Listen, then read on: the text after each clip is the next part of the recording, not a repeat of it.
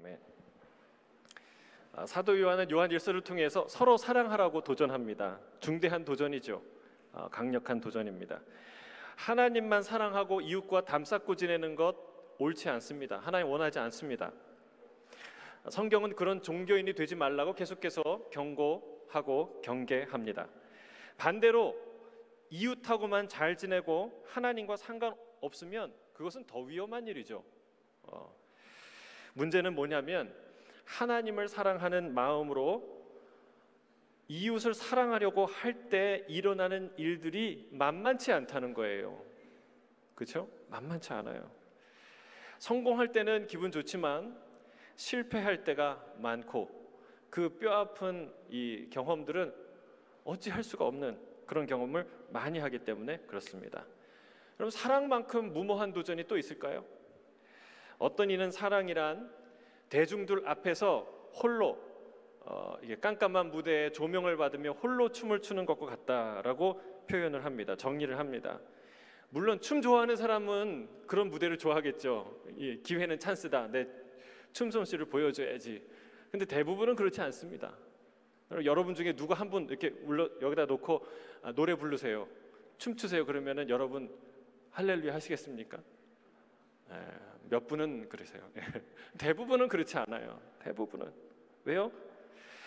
전문 댄서도 아니고 내 춤을 다른 이들이 다 보게 되고 그리고 그걸 평가받아야 하기 때문에 그렇습니다.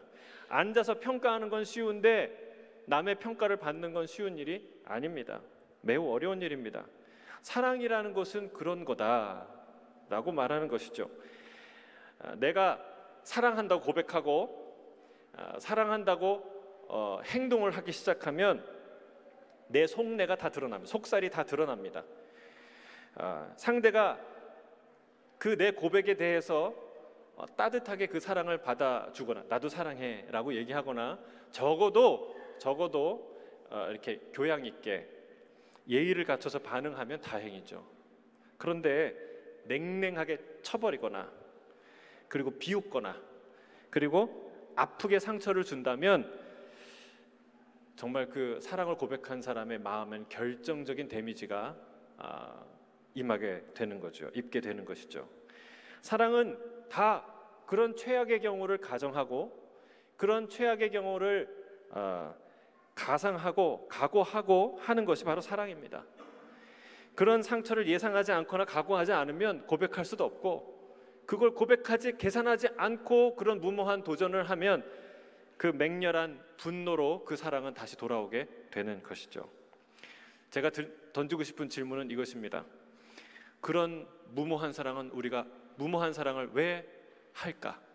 왜 우리가 계속 도전할까? 하나님은 그런 사랑을 왜 명령하시는 것일까? 그렇잖아요. 그렇게 무모하고 창피받을지도 모르고 상처받을지도 모르는 사랑을 왜 자꾸 하라고 말하는 것일까? 그리고 실제로 많은 사람들이 그런 상처로 돌아올지도 모를 그 사랑을 왜 자꾸 시작하려고 하는 것일까? 오늘 본문은 그것에 대한 말씀입니다. 왜 우리가 사랑하는 것이 마땅한지에 대한 이야기입니다. 오늘 말씀을 통해서 저와 여러분이 사랑에 대한 새로운 용기, 아프더라도 사랑을 포기하지 않을 것이라는 결단, 담대한 사랑의 열망이 회복되기를 주의 이름으로 축복합니다. 오늘 본문 7절, 8절입니다. 함께 읽겠습니다. 7절이에요. 시작. 사랑하는 자들아 우리가 서로 사랑하자. 사랑은 하나님께 속한 것이니 사랑하는 자마다 하나님으로부터 나서 하나님을 알고 사랑하지 아니하는 자는 하나님을 알지 못하나니 이는 하나님은 사랑이심이라. 사도 요한은 하나님이 사랑이시다라고 말씀하십니다. 사랑은요 창조의 이유이자 목적입니다. 하나님이 왜 천지를 창조하셨나요? 여러분이 왜 여기에 있나요? 우리가 사는 이 세상은 왜 존재하게 되었나요? 어쩌다 하나님이 심심해서 천지를 한번 창조해 볼까? 그러셨을까요? 우연히 창조된 건가요? 아닙니다. 존재에는 분명한 이유가 있어요. 분명한 이유가 있어요. 여러분이 결혼한 데는 이유가 있어요. 여러분 이 교회에 온 데는 이유가 있어요. 여러분이 이 땅에 존재하는 데는 이유가 있습니다.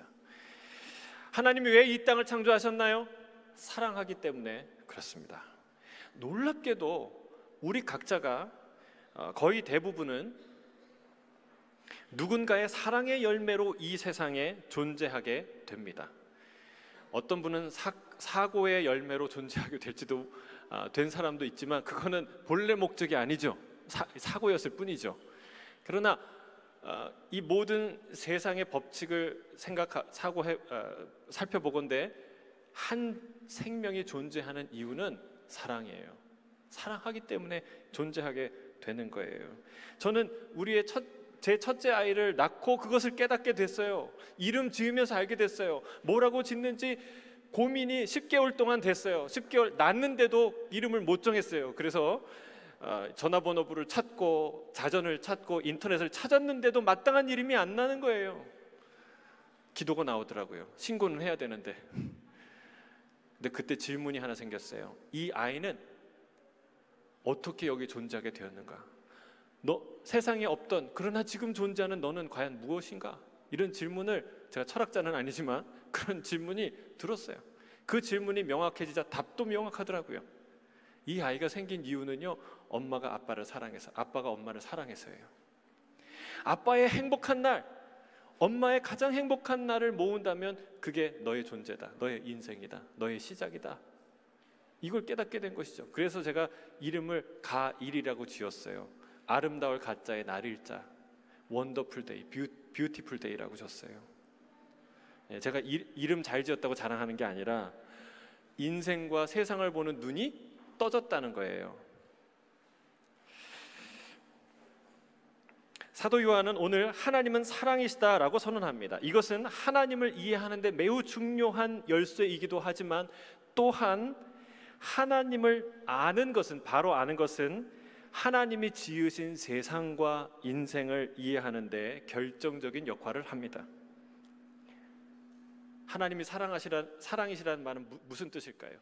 성삼위일체, 서로 사랑하는, 깊이 사랑하는, 풍성히 사랑하는, 넘치도록 사랑하는 그 성삼위일체 하나님께서 영원한 사랑의 관계 속에서 그 충만한 사랑으로 세상을 창조하셨다는 거예요.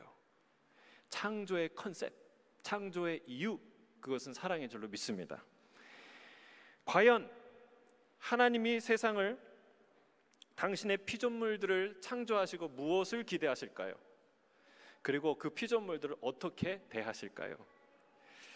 여러분, 저는 강아지를 기르는데 여러분도 강아지 길러보셨습니까? 사랑스럽죠. 강아지를 보면 화가 나시는 분 있습니까? 이런 강아지를 내가 왜 키우나? 그런 분들은 강아지를 못 키우시겠죠. 그런 작은 피조물 하나를 우리가 돈 주고 사서 키우는데도 내가 그걸 느껴요. 내 피조물, 내 소유물을 대하는 그 따뜻하고 사랑스러운 마음. 하나님이 사랑으로 충만해서 만든 이 피조물과 사람들을 대하는 기본적인 마인드가 뭘까요? 어떤 마음으로 이 피조물을, 우리를 대하실까요? 여러분 생각해 보셨어요? 정답이 중요한 게 아니라 여러분이 어떻게 그것을 느끼고 있냐는 거예요. 그것을 어느 정도 가슴에 새기고 있냐는 거예요. 하나님이 우리를 사랑으로 창조하시고 사랑으로 대하는 줄 믿습니다. 우리의 기대와 지식 중에 가장 잘못된 것은 하나님이 우리를 탐탁치 않게 여기신다라는 생각이에요. 저는 오늘 이 생각이 뿌리부터 뽑히길 주의 이름 축복합니다. 사탄이 주는 생각이에요. 그래서 영을 분별하라는 거예요. 이 사탄이 이런 전제를 밑에 싹 깔기 때문에 하나님께 잘 못 나가는 거예요. 이거를 영분별 안 하면, 이거를 우리 마음에서 이 못을 빼내지 않으면, 이 가시를 빼내지 않으면 하나님께 절대로 못 나가요. 하나님과의 사귐을 가질 수가 없어요. 여러분, 하나님이 우리를 어떻게 하신다고요? 사랑하신다고요. 탐탁치 않게 여기지 않으신다는 거예요. 옆 사람 얼굴을 보면 저를 그렇게 생각할 수도 있지만 하나님은 우리를 그런 낯으로 보지 않으십니다. 여러분, 하물며 고슴도치도 제 새끼가 이쁘다고 하잖아요. 고슴도치 보셨습니까? 사랑스러우시겠어요? 뭐 요즘에는 하도 펫이 많죠. 고슴도치 키우는 사람도 있고 뱀을 키우는 사람도 있고 하지만, 여러분, 고슴도치, 그 가시 달린 고슴도치가 뭐가 귀엽겠어요? 우리 하은이는 이쁘지만 여러분, 그 가시 덩어리는 그 새끼가 뭐가 이쁘겠어요? 그런데 고슴도치 어미의 눈에는 이쁜 거예요. 하물며 여러분, 우리 안에 죄가 있고 허물이 있지만 하나님이 우리를 어떻게 여기시겠어요? 사랑한다는 거예요. 사랑으로 대하신다는 사실입니다. 요한복음 3장 16절의 말씀처럼 하나님이 세상을 사랑하는 줄로 믿습니다. 이 사실을 기억하시고 선포하시고 붙들기를 주의 이름으로 축복합니다. 또한 하나님은 당신이 사랑으로 창조한 피조물 우리 인간들을 향해서 무엇을 기대하실까요? 사랑이에요. 사랑이라는 열매를 기대하세요. 신명기 6장 4절 5절에 이렇게 얘기합니다. 우리 하나님 여호와는 오직 유일한 여호와이시니 너는 마음을 다하고 힘을 다하고 뜻을 다하여 내 하나님 여호와를 뭐하라? 순종하라? 헌신하라? 따르라? 사랑하라. 사랑하라. 여러분, 이게 하나님이 요구해요. 하나님 사랑하는 걸 원하세요. 또한 예수님도 내가 너희에게 주는 새 계명은 무엇이냐면 서로 사랑하라는 이것이니라. 하나님이 사랑을 원하세요. 자, 그러면 왜 사랑이 어려울까요? 왜 사랑이 어려울까요?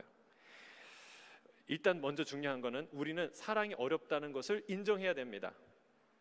자, 고백하겠어요. 사랑은 원래 어려운 겁니다. 그렇죠? 우리 옆에 있는 사람이 사랑은 원래 어려운 거예요. 이렇게 얘기해 주세요. 사랑이 쉬워요. 사랑처럼 쉬운 것이 없어요. 라고 말하는 사람은 인생도 모르고 사랑도 아직 모르는 사람이죠. 막연한 호감이나 감정적인 흥분을 사랑의 전부로 생각하면 그렇게 말할 수 있어요. 그러나 그 단계를 조금만 지나면 사랑이 꽤나 복잡해지고 어려워진다는 사실을 누구나 경험하게 됩니다. 이걸 부인할 수가 없습니다. 저를 포함해서 여기 앉아있는 모든 분들이 어떤 사랑을 누구나 사랑을 하다가 어딘가는 부딪혀서 아파하고 어딘가는 어떤 사랑에 매여서 더 이상 한 걸음도 나갈 수 없는 그런 이 광야 같은 데를 헤매고 있는 그런 지경에 있을 거예요. 사랑이 어렵다는 거 어떻게 알 수 있을까요? 여러분, 사랑이신 하나님 그리고 사랑을 명하신 하나님을 묵상할 때 사랑이 어렵다는 걸 알 수 있어요. 왜 그럴까요? 여러분, 예수님도 하나님도 십자가의 길을 가셨다는 거예요. 창조는 사랑의 시작이라면 십자가는 사랑의 완성이죠. 하나님께서 사랑, 그 쉬운 거 왜 못해? 그 좋은 거 왜 안 해? 라고 우리에게 따져 물으시는 거 아닙니다. 주님 자신은 우리를 사랑하신다고 하면서 친히 십자가를 지셨습니다. 우리에게 사랑을 명하고 사랑하라고 명하시고서 주님 자신은 가장 어려운 사랑의 길을 가셨습니다. 사랑이 쉬운 거라면 강조하지도 명령하지도 않으셨을 거예요. 여러분, 성경 어디에 숨 쉬라고 명령하십니까? 걸어가라고 명령하십니까? 밥 먹으라고 명령하십니까? 숨 쉬고 걷고 밥 먹는 거는 그냥 자동적으로 되는 거예요. 그렇게 쉬운 거라면 강조하지도 명령하지도 요구하지도 않았을 거예요. 다시 묻습니다. 질문은 이겁니다. 도대체 사랑으로 창조되고 사랑을 위해 존재하고 사랑하라고 명하신 인생인데 왜 그토록 사랑은 어려울까? 답은 그렇습니다. 답은 간단해요. 왜요? 사랑이 값진 거니까. 사랑이 그토록 귀한 거니까. 사랑이 그만큼 값지고 귀하기 때문에 어려운 것입니다. 세상은 사랑이 육체의 욕망에 근거한다고 주장해요.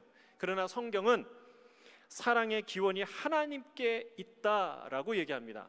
사랑은 하나님께 속했으니 라고 말하고 있죠. 창세기 6장에 보면 인간의 타락상이 드러나요. 인간의 타락한 모습을 그리는데 뭐라고 표현하냐면 하나님의 아들들이 자기가 좋아하는 모든 여자와 결혼하기 시작했다라고 얘기했어요.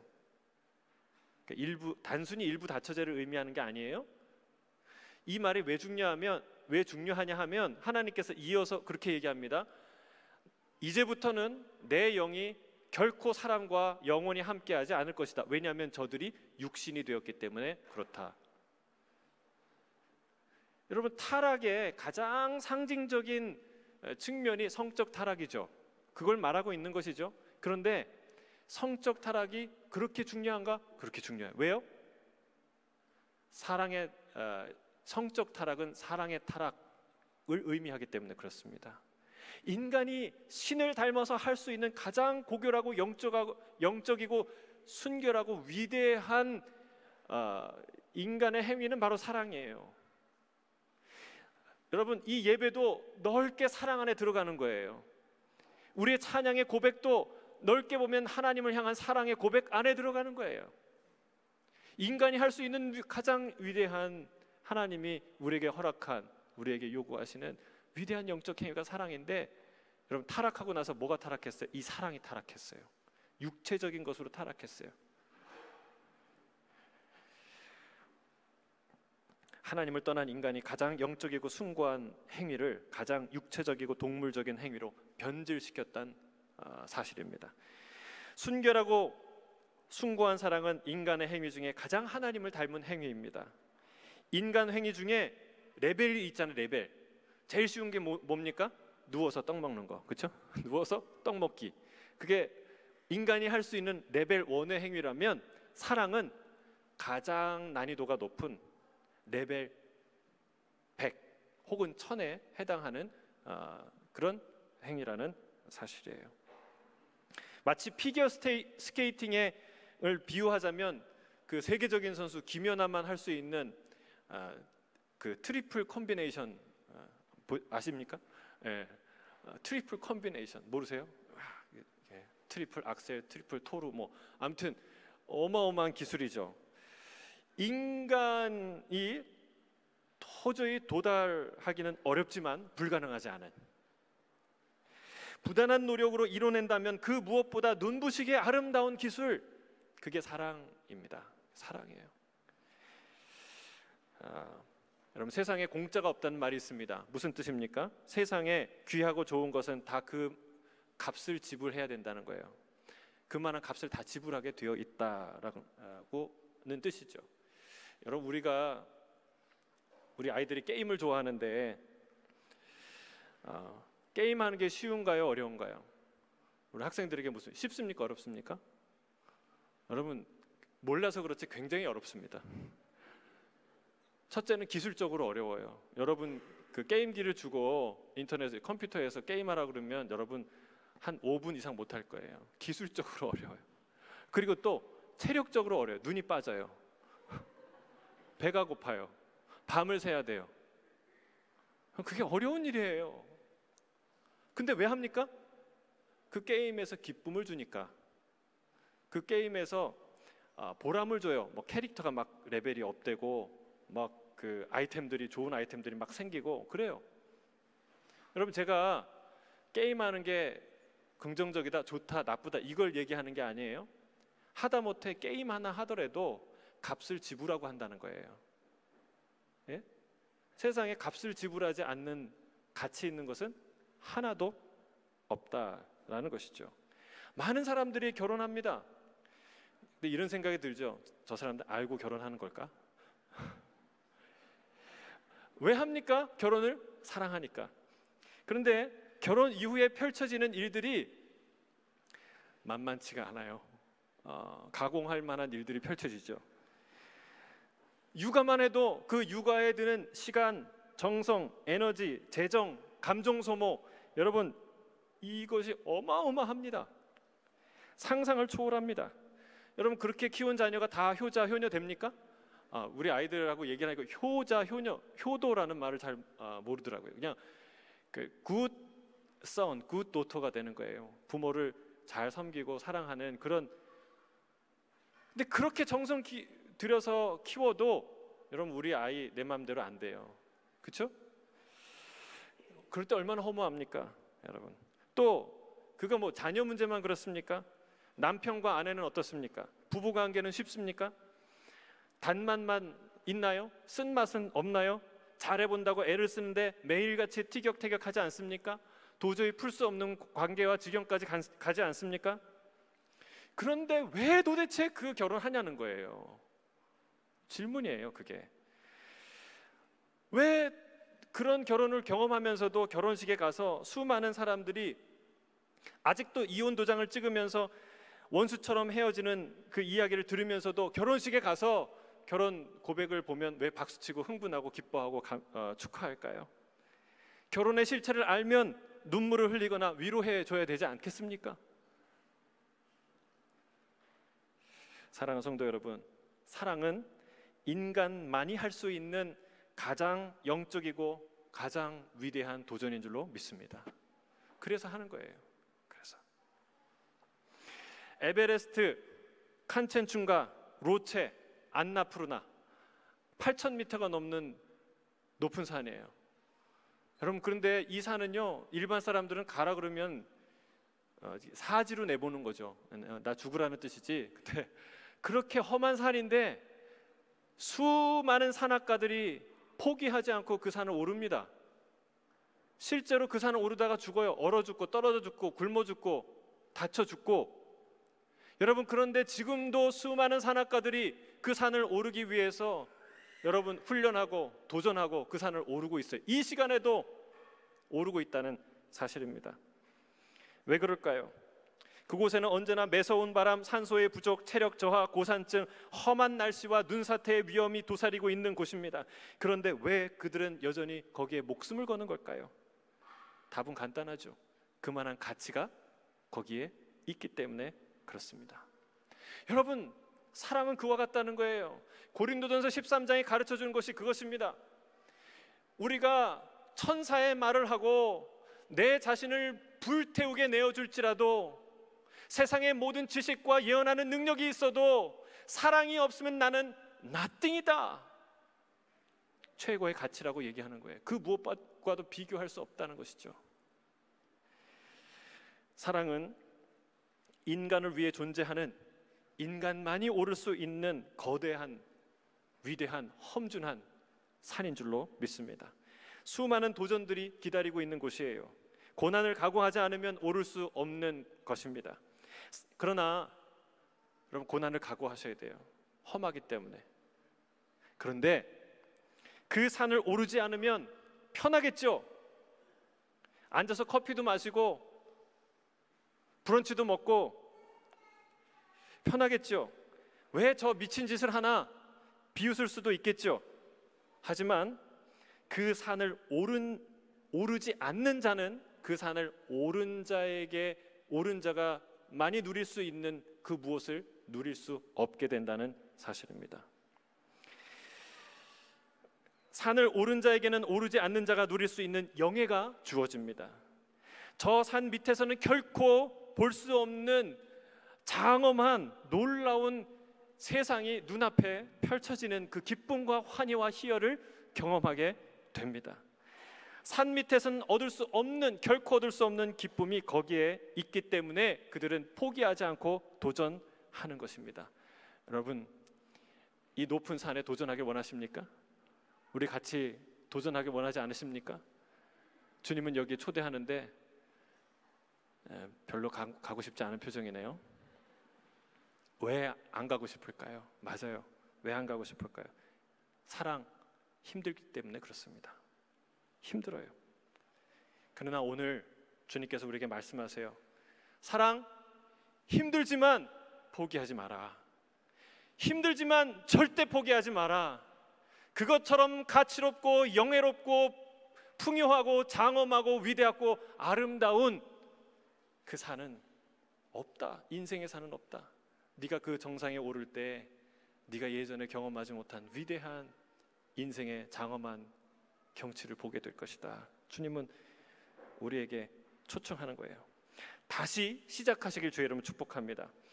높은 산을 오르다 보면 체력이 아무리 좋은 사람도 10걸음을 가고 쉰대요. 20걸음을 가고 쉬어야 된대요. 여러분, 그런 상황에서 어떻게 계속해서 그 산을 오를 수 있을까요? 비결은 딱 한 가지예요. 잊어버려야 돼요. 뭘 잊어버려요? 고생한 거, 힘겹게 걸어온 거 계속 잊어버려야 돼요. 뭘 생각해야 돼요? 앞을 봐야 돼요. 1km만 가면 저기구나. 500m만 가면 정상이구나. 여러분, 이 생각을 해야 돼요. 이 생각을 해야 돼요. 힘들게 걸어온 길을 잊고 앞을 봐야 되는 것이죠. 저는 주의 이름으로 이 시간에 축복합니다. 사랑 때문에 받은 상처, 우리가 지나온 것, 어제까지 받은 상처 다 잊어버리게 되기를 주의 이름 축복합니다. 아멘이 너무 적으세요, 여러분. 이걸 잊어버려야 내일로 갈 수 있다니까요. 다시 한번 축복해요. 어제까지 받은 상처 다 잊을지어다. 반대로 10년 전에 경험했던 아름다운 사랑의 추억은 되살아날지어다. 이게 되살아나야 돼요. 그리고 우리가 앞으로 갈 길을 봐야 돼요. 우리가 깔깔거리고 호호하면서 즐겁게 사역하고 사랑했던 것을 다시 기억하세요. 다시 기억하세요. 그래야 우리가 앞으로 갈 수 있다는 거예요. 사랑은 원래 어렵다. 그러나 사랑보다 가치 있는 것은 없다. 여러분, 이 생각을 해야 우리가 사랑에 다시 도전할 수 있어요. 여러분, 포기하지 않고 매일 매 순간 사랑에 도전하는 저와 여러분이 되길 주의 이름으로 축복합니다. 자, 첫 번째 큰 얘기, 사랑이 왜 중요한지에 대한, 왜 사랑을 도전해야 되는지에 대한 이야기를 했다면, 성경은 이 사랑 예찬에 대해서 머물지 않습니다. 사랑의 확증, 사랑의 능력, 그리고 사랑의 성취로 우리를 인도합니다. 사도 요한은 사랑이 여기 있다라고 소리치고 있어요. 이거는 신만이 아세요? 신만이 모르죠? 뭐죠 그게? 인삼, 산삼 캐는 사람들이에요. 근데 산삼을 하나 캐면 그 뿌리가 1,000만 원도 가고 2,000만 원도 가고 그런 게 있어요. 그 사람이 산삼을 캐면 뭐라고 외치는 줄 아세요? 신받다 하고 소리치는 거예요. 여러분, 사랑을 찾던 그 한 사람, 사도 요한이 이렇게 외치는 거예요. 사랑의 신만인 사도 요한이 외치는 거예요. 사랑을 찾다가 사랑이 여기 있다라고 외치는 거예요. 할렐루야. 저와 여러분이 이 사랑의 신만이가 되길 주의 이름 축복합니다. 오늘 본문 9절 10절에 같이 읽겠습니다. 시작. 하나님의 사랑이 우리에게 이렇게 나타난 바 되었으니 하나님이 자기의 독생자를 세상에 보내심은 그로 말미암아 우리를 살리려 하심이라. 사랑은 여기 있으니 우리가 하나님을 사랑한 것이 아니요 하나님이 우리를 사랑하사 우리 죄를 속하기 위하여 화목제물로 그 아들을 보내셨습니다. 아멘. 우리가 집중적으로 묵상할 게, 사랑은 여기 있으니, 사랑이 여기 있다. 세 단어로 된 것인데 각각 단어가 중요한 의미를 갖고 있어요. 먼저 있다라는 단어 우리가 주목해야 돼요. 있다.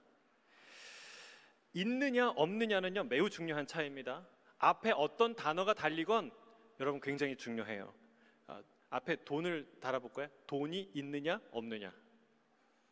앞에 집을 달아보세요. 집, 친구, 시간, 능력, 건강, 자유, 양심, 천국.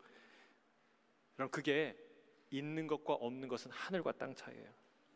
있다는 희망을, 없다는 절망을 의미합니다. 없다는 부정을, 있다는 긍정을 상징하는 것이죠. 있다라는 이 말은 엄청난 긍정과 희망의 말이에요. 성경은 우리에게 희망을, 긍정을 선언하고 있다는 사실을 우리가 기억할 필요가 있습니다. 제가 지난주에 히말라야 산에 다녀온 목사님의 책을 읽었습니다. 정확히 말하면 히말라야에 등정하러 갔다 온 게 아니라 그 히말라야에 살고 있는 주민들을 만나러 아우리치 다녀온 그 선교여행을 다녀와서 쓴 글이에요. 말할 수 없이 아름답게 펼쳐진 그 광경과는 전혀 다른 아주 처참하고 가슴 아픈 그런 환경 속에서 사는 사람들의 이야기를 보고 듣고 그 충격과 감동을 적은 글입니다. 한 가지 글 속에 이런 이야기가 나와요. 이제 마을을 지나가는데 그 눈 위로 저기서 한 사람이 걸어와요. 근데 옆에 자기 인도했던 목사님하고 인사를 나누는데 그 사람 눈을 보니까 한쪽 눈이 좀 이상해요. 자세히 보니까 이렇게 눈 안이 시꺼매요. 왜 그러냐 물어봤더니 눈에 무슨 이상이 있냐? 몇 주 전에 눈이 가렵고 아프기 시작했는데 그런데 얼마 지나지 않아서 눈이 썩어가기 시작하는 거예요. 그래서 눈이 썩어서 눈이 빠진 거죠. 그리고 지금도 여전히 그 상처가 썩어서 뇌를 손상시키고 있는 상태였어요. 근데 그 얘기를 듣는데 충격이었죠. 항생제가 없어요. 백신이 없어요. 그냥 이걸 먹게 할 수 있는 약이 없기 때문에 그런 일들이 어딜 다쳐도 계속 살이 썩어 들어가고 잘라내고 결국은 죽게 되는 그런 삶의 현장을 보고 충격을 받은 것이죠. 안타까운 일입니다. 여러분, 약이 하나 있다 없다, 이게 엄청난 차이를 만들어내요. 우리에게는 병원이 있어요. 우리에게는 약국도 있어요. 아프면 병원에 타고 갈 차도 있어요. 아프면 아프냐고 물어줄 엄마 아빠 있어요. 남편, 자녀들 있어요. 여러분, 이게 얼마나 큰 위안이고 감사한 일입니까? 세상은 지금도 세상 어느 곳에는, 아니 많은 곳에서는 해열제 하나가 없어서 고열에 죽는 사람이 존재한다는 사실입니다. 그래서 여러분, 약 먹으면서 감사하시길 바랍니다. 물론 이제 이 투병의 고난과 아픔이 있겠지만 그래도 여러분, 우리 약이 있으니까 오늘을 사는 거예요. 있다 없다는 그만큼 중요한 진술입니다. 해열제나 진통제, 항생제보다 더 중요한 게 있어요. 이거 없으면 못 살아요. 여러분, 그게 뭔지 아세요? 그것보다 더 중요한, 우리의 삶을 존재하게 하는 가장 중요한 것은, 우리 인생에 희망을 주는 것은 바로 이것입니다. 우리 사도 바울의 이야기입니다. 고린도후서 1장 19절 같이 읽겠습니다. 고린도후서 1장 19절 시작. 너희 가운데 전파된 하나님의 아들 예수 그리스도는 예하고 아니라함이 되지 아니하셨으니 그에게는 예만 되었느니라. 예수님이 우리를 향하여 뭐라고 했어요? No라고 얘기하지 않고 Yes라고 말한다는 거예요. 하나님이 우리를 향한 긍정의 메시지를 준다는 거예요. 여러분, 이게 가장 중요합니다. 여러분, 아무리 돈 많고 건강 있어도 하나님이 너 No 하시면 여러분, 그건 끝장나는 거예요. 그냥 살아있는 꽃 같지만 뿌리에서 잘려진, 가지에서 잘려진 꽃과 같아요. 여러분, 죽습니다. 여러분, 우리가 볼품이 없어도, 형편이 없어도 우리에게 희망이 있고 우리에게 여러분, 이 가망성이 있는 이유는 무엇입니까? 하나님이 우리를 향해서 예스라고 말하셨기 때문에 그렇습니다. 이 있다라는 말이 그거예요. 없지 않아요. 있어요. 뭐가? 하나님의 긍정이. 여러분, 우리가 하나님이 나를 긍정한다, 타인이, 상대방이 나를 긍정한다라는 이 믿음과 생각을 갖는 게 매우 중요합니다. 제가 제 아내에게 프로포즈를 어떻게 했을까요? 기술이 좋아서? 특별히 용기가 있어서? 여러분, 저 사람이 나를 사랑할 거라는 믿음을 갖지 않으면, 그런 전제를 갖지 않으면 절대로 그에게 다가갈 수 없어요. 사랑이 시작될 수 없어요. 저 사람은 나를 싫어해, 저 사람은 나를 하찮게 여겨, 저 사람은 나를 피해, 증오해, 이런 생각을 갖고 사랑한다는 것이 얼마나 불가능하고 비참한 일입니까? 사람은 그럴 수 있어요. 그러나 여러분, 우리의 존재의 근원이신 하나님께서 우리를 향해서 예스라고 하신다는 거예요. 여러분, 사랑이 여기 있으니 우리를 향한 사랑, 우리를 향한 긍정이 존재한다는 거예요. 여러분, 이것을 깨닫게 되기를 주의 이름으로 축복합니다. 그래서 여러분, 영분별해야 돼요. 자기 십자가를 지라고 자기 부정을 하라고 그래서 이 자기를 비관하는 데까지 나가게 하는 것은 다 가짜예요. 거짓의 영입니다. 자기의 죄를 철저하게 인정하는 건 맞아요. 내가 죽을 죄인이라는 걸 알고 고백하는 것은 너무나 당연한 일이에요. 성령이 우리에게 하시는 일이에요. 그러나 여러분, 자기 부인은 궁극적으로 자기 긍정으로 나아가는 관문이지 거기가 끝이 아니에요. 우리를 죽이기 위해서 자기 부정하라고 말씀하지 않습니다. 여러분, 얼굴에 얼룩이 묻었으면 그걸 얘기하는 거는, 가서 거울을 보고 깨닫는 것은 가서 씻으라고 깨닫게 하는 거예요. 너 얼굴에 얼룩 묻히는 칠칠 맞은 놈이야. 너는 별 수 없어. 너랑은 다시는 안 사겨. 이렇게 저주하고 정죄하는 게 자기 부정의 목적이 아닙니다. 씻어서 깨끗하게 되는 정결함, 자기 긍정이 목적이에요. 이런 유의 거짓 영에 우리가 전염이 되면 사랑을 잃어버려요. 사랑할 수가 없어요. 누구를 사랑할 용기도 나지 않고, 여러분, 사랑이라는 건 불가능하게 돼요.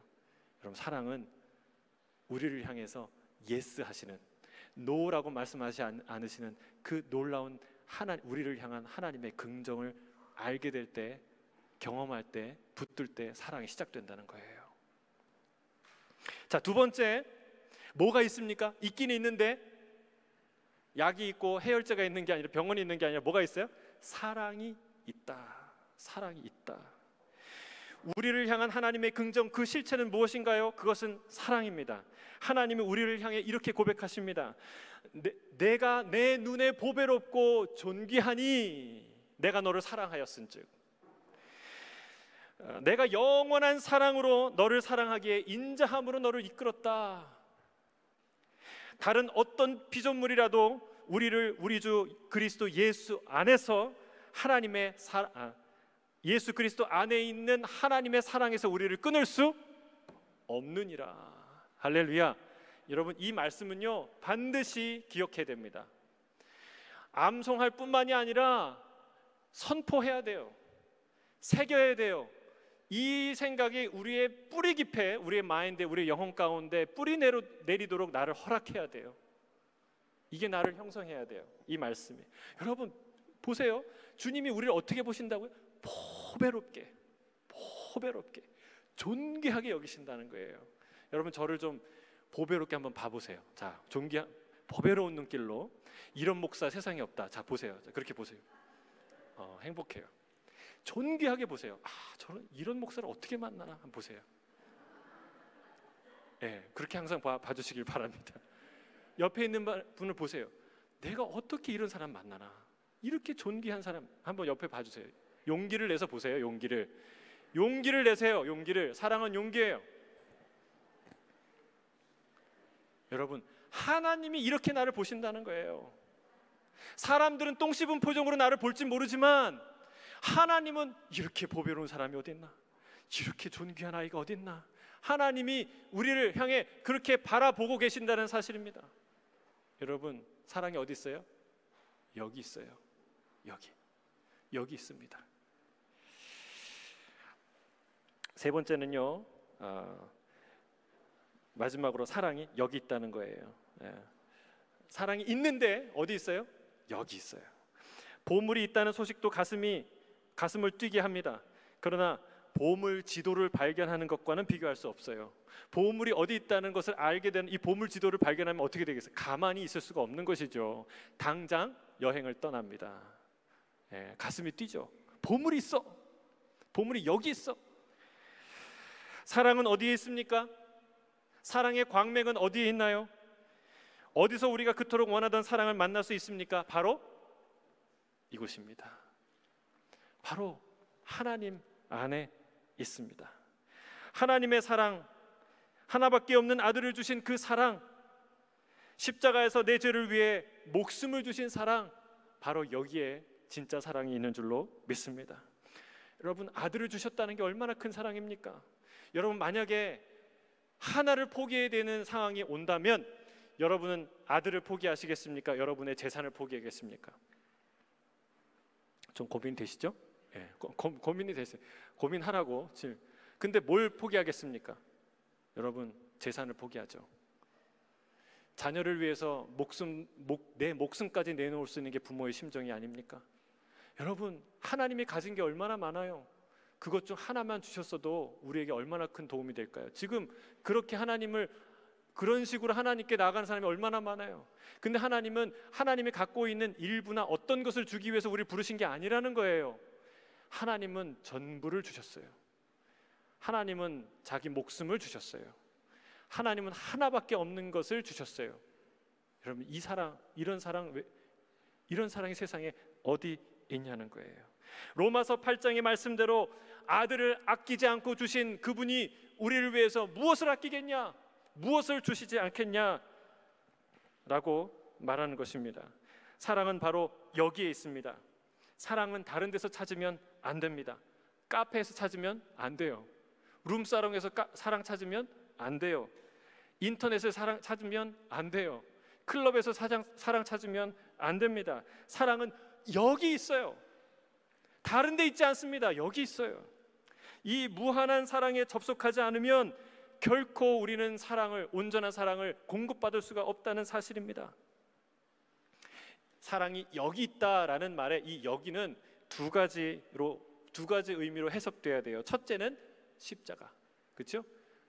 예수님이 지금 서 계신 그 십자가의 사랑. 둘째는 무엇입니까? 우리가 서 있는 바로 여기. 네, 거기와 여기는 다른데 어떻게 이게 두 가지로 해석돼요? 여기는 사랑이 없어요. 내가 서 있는 자리는. 주님 서 계신 십자가, 거기는 진짜 사랑이 있어요. 근데 어떻게 연결됩니까? 우리의 믿음과 성령을 통해서 하나님, 주님이 서 계신 그 십자가와 내가 서 있는 여기 이 자리가 연결되는 것이죠. 그래서 그 사랑이 놀라운 은혜의 파이프라인을 타고 내가 서 있는 이 자리로 흘러 들어오게 되는 것입니다. 그래서 사랑이, 내 안에 없던 사랑이 비로소 존재하게 되는 거예요. 이 놀라운 비밀을 요한복음 15장 5절에서 이렇게 얘기하는 거예요. 나는 포도나무여 너희는 가지니 그가 내 안에, 내가 그 안에 거하면 그는 열매를 많이 맺나니 너희가 나를 떠나서는 아무것도 할 수 없습니다. 여러분, 주님과 우리는 어떤 사이예요? 포도나무와 가지 사이예요. 포도나무가 가지가 포도나무에 붙어 있으면, 그러면 그 파이프라인을 통해서 그 수액이 올라와서 꽃도 피고 열매도 맺게 하는 거예요. 그런데 연결되어 있지 않으면 아무것도 할 수 없다는 것이죠. 사랑 비슷한 걸 하는 줄 알았는데 그게 사랑이 아니라는 거예요. 곧 말라서 밖에 버려져 사람들이 불에 던져 사른다고 말하고 있습니다. 우리는 주를 떠나서는 아무것도 할 수 없습니다. 그러나 주님 안에서는 그 무엇도 할 수 있습니다. 왜요? 주님의 사랑이 흘러 들어오기 때문에 그렇습니다. 나는 할 수 없지만, 나는 저 사람이 원수로 보이지만 주께서 그를 사랑하시는 걸 알면, 그럼 내가 보는 눈이 바뀌어요. 여러분, 정말 이걸 경험하게 되길 주의 이름 축복합니다. 나는 원수로 인식이 돼요. 그런데 주님이 저 사람을 바라보는 방식이 내 핏값으로 산 아들이야, 내 핏값으로 산 딸이야 라는 것을 인식하는 순간 우리의 생각과 태도와 마음이 달라지고 비로소 내 안에 닫혀있던 사랑의 문이 열리기 시작하는 거예요. 비로소 그를 불쌍히 여기는 마음이 들기 시작하죠. 그 마음이 용서로, 그 용서가 사랑으로 이어지게, 깊어지게 되는 것입니다. 열쇠는 뭐예요? 사랑의 열쇠는 사귐이에요. 요한일서가 계속 얘기하는 것처럼 하나님과 그 아들 예수 그리스도와의 사귐. 사랑을 찾아 헤매시는 분, 사랑이 무엇인지 고민하시는 분, 사랑할 능력이 없어 자포자기 하시는 분들이 있다면 오늘 사도 요한의 이 음성을 듣길 주의 이름 축복합니다. 사랑이 여기 있으니, 사랑이 여기 있으니. 주께서 말씀하십니다. 수고하고 짐진 자들아 다 내게로 오라. 내가 너희를 쉬게 하리라. 누구든지 목마르거든 내게로 와서 마시라. 나를 믿는 자는 성경의 이름과 같이 그 배에서 생수의 강이 흘러 나리라. 내 안에 없던 사랑의 강물이 주 안에서 흘러나올 줄로 믿습니다. 아멘, 아멘. 여러분, 그 사랑으로 우리가 사랑할 수 있는 거예요. 말씀을 마무리합니다. 어렸을 때는요, 이런 말이 있어요. 어렸을 때 어른이 된 것을 과시하기 위해서 담배를 시작한다. 그런데 철이 들고 나이가 들면 진짜 어른이 된 것을 증명하기 위해서 담배를 끊는다. 이런 말이 있어요. 그렇죠? 네. 여러분, 우리는 어릴 적에는요, 사랑받는 것에 목숨 겁니다. 인기 있는 사람, 사랑받는 사람이 되려고 목숨 걸어요. 그런데 진짜 어른이 되면, 진짜 인생을 알면 뭐에 목숨 걸까요? 사랑하는 걸 알게 돼요. 사랑하는 것의 위대함을 알게 되고 사랑하는 것에 목숨 걸게 됩니다. 저는 예수 그리스도 안에서 이런 도전들이 계속해서 일어나길 주의 이름으로 축복합니다. 십자가의 능력으로 이웃을 사랑하는 저와 여러분이 되길 주의 이름으로 축복합니다. 아멘. 함께 기도하겠습니다.